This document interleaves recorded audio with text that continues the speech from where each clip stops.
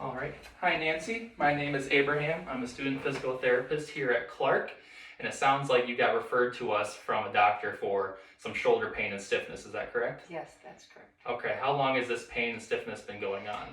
I've had the pain for about a month, and the stiffness is just getting worse. It's making it difficult to sleep, so it's kind of getting unbearable. Okay. Where is that pain and stiffness, if you could point and localize it? It's kind of right in the front here. On the front? Okay. Yep. I saw the doctor's note that he thinks that you might have some adhesive capsulitis. Now today I'm going to go over a quick treatment and kind of show you some things that lead to adhesive capsulitis and then send you home with a home exercise program. How does that sound? That sounds great. Good. So to start, I kind of have a little visual here of the shoulder joint that I'm going to walk you through. So here we have these glenohumeral ligaments that go across the front of our shoulder here, and above that is our coracohumeral ligament going from the humerus, which is our bone here, up to our coracoid process, which is up here on the shoulder. Okay. Now these here are the ligaments that seems to me where a lot of your pain is kind of coming from. So to walk you through, adhesive capsulitis is just a condition that's characterized by pain and stiffness in the joint, and it's where the ligaments around the joint can become thickened and actually lead to more pain and stiffness. It also is associated with some adhesions where the capsule of your shoulder joint can actually start to stick onto your humeral head here, making it stiff and hard to move around. There are 3 stages with adhesive capsulitis. To make things simple, there are pre-freezing, freezing, and thawing. So right now, pre-freezing is what's characterized by a lot of pain that slowly leads to stiffness. The freezing is that stiffness that you feel where you are kind of scared to move that shoulder joint around. And thawing stage is where we come in, is where we start to help loosen things up and get you back to doing some of those functional things that you like to do. All right, so can you take me through what you believe, how you would word adhesive capsulitis? Well, I think it's the stiffness. It starts with the pain and then the stiffness, and then it's the thickening of the ligament around the joint. So. Okay, and you were saying that the pain was on the front on here, the front. more so? Yes, okay. That's where I noticed it the most. Okay. I'll let you on that, yeah. All right, so now I'm going to go over some factors that can actually lead to this diagnosis. So a lot of things that happen here is you can do a lot of guarding when that pain sets in, so you start compensating by such as doing a shoulder hike here when you're starting to lift objects over your head. And it's also very commonly seen in office jobs where you're maybe sedentary for a greater part of the day, and then doing things like lifting heavy objects over your head that can lead to further pain when that joint is already stiff, and lifting, like what you do at work, is lifting heavy boxes overhead. Right.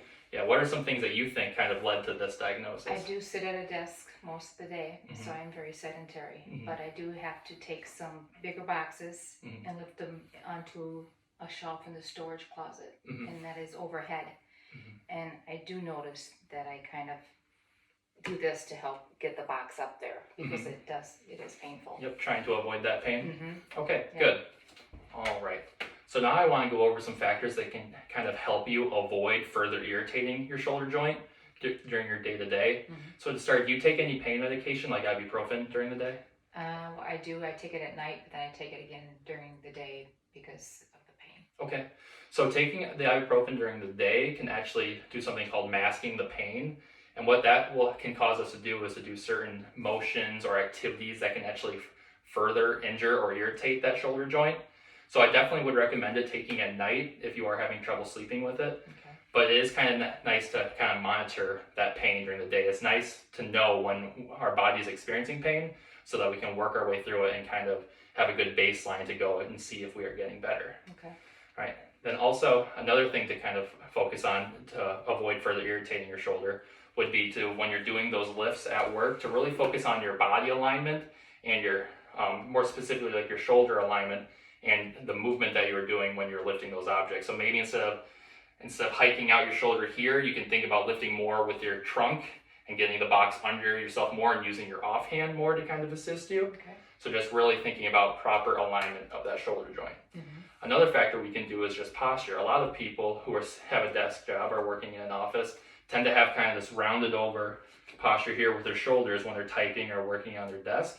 Something that can really help stretch out that front of that capsule there is just think about having a big chest, sitting up nice and tall, and maintaining that good posture. It's not easy to do throughout the day, but if you do little reminders and kind of think about just opening up that chest, bringing your shoulders out. That can definitely help alleviate some of those symptoms there. Okay. And lastly, something that can help kind of avoid further irritation is just something that we're going to go over in the home exercise program I'm going to give you here in a moment. You just work on stretching and strengthening the muscles kind of around that joint. Okay. All right, now that I went over some of those factors to avoid that irritation, can you recall some of those back to me? Sure. So taking pain medication at night, avoid doing it during the day, so that I can feel the pain, so I know I'm not doing worse damage. When I'm lifting, thinking about keeping my shoulders straight and not bringing my painful shoulder up to my ear. Also opening up my shoulders when I sit at a desk, so I have a good posture. Working on strengthening and conditioning the muscles. Yeah, no, Okay. Perfect. All right, now we'll get to that. Okay. So I printed out here a home exercise program for you. It has 4 exercises, and I'll make sure to go over each one of them so that you understand them before leaving today. Okay. So this first one here is just going to be a circular motion shoulder pendulum. So this is very common for early on during shoulder injuries, and I think it's just a great way to kind of loosen up that shoulder joint and get those ligaments to really stretch out. Okay. So what we're going to do here is do this next to a counter or a chair. You're going to lean over to where you're comfortable at, and it's not going to be shoulder motion like this, where your arm is doing all the work. What we're going to do actually is kind of use our body and our torso, kind of shifting our weight side to side, and just letting that arm hang and go into a circular motion. Okay. All right, then after about 30 seconds here, if you need to take a break, you can stand up, kind of give your back a rest. And you're going to do the same thing, but with the other direction here. Okay. Good. Our next exercise is going to be a towel stretch. So I'm going to grab a towel here. Good. So what this is working on is that internal rotation, kind of turning that shoulder in. So what we're going to do with this is with the affected arm, so your right arm, you're going to reach back behind and grab that towel.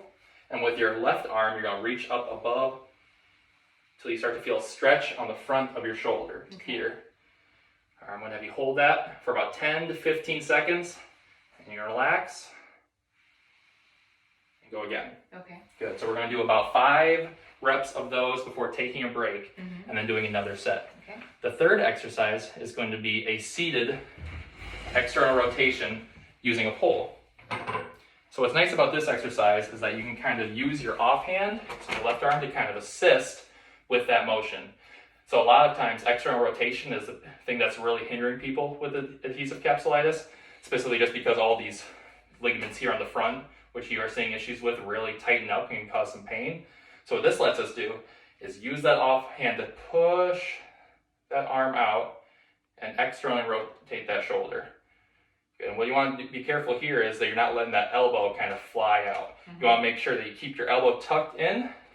And what a lot of people do is just putting a towel here, kind of so you're understanding to keep that elbow tight. And so you're here, nice, tall, good posture. We're going to hold that for 10 to 15 and relax. Good. Okay. All right. And lastly, if you flip the page over, is our last exercise. And probably the easiest is just going to be finger walks up a wall. This is going to work on that overhead motion and that shoulder flexion, kind of stretching out those ligaments and helping us reach overhead. So to start with this, we're just going to start our hand about shoulder height here. We're just going to walk our way up. This may seem really easy at first, but once you get to those points where you kind of get caught and might feel stiff, just sit here, hold it. Once you feel you can go a little bit further, walk those hands up. Good, and we're going to get to the point where we're going to be able to get all the way up overhead here. Okay. All right, so now that I've showed you those, can you demonstrate those Yes. exercises back to me? Yes. All right, here's the chair.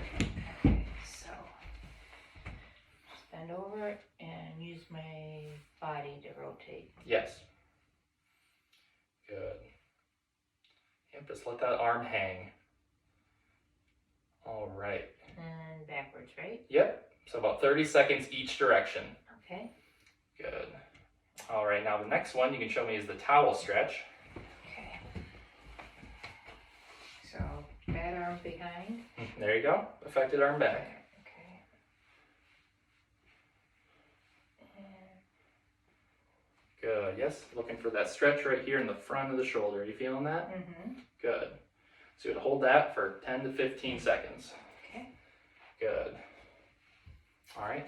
Now this next one you can do seated here or in the chair here, and I'll hand you this pole. Good. Now look out for the wall here. Okay. Good. And for the sake of learning, I'm gonna put this towel in between your elbow and your side. Thank you. Okay. Good. Yep, good. And you're using your offhand to assist that motion. Just pushing a little bit further, kind of feeling that stretch right here on the front of the shoulder. Good. All right, that looks really good. Okay. Now the last one, can you demonstrate to me the finger walks up the wall? Yes.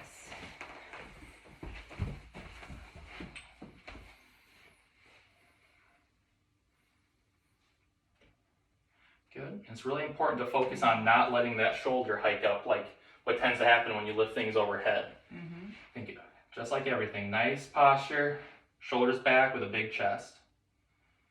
Good. I can see you starting to get a little stiff right about there. So you're just going to hold that position and lean into the wall just ever so slightly. Good. All right. And there are your 4 exercises I'll be sending you home with. Okay. All right. You have any further questions for me? No, I do not. All right. Awesome. Well, thank you Okay. very much. All right. Thank you. Thank you.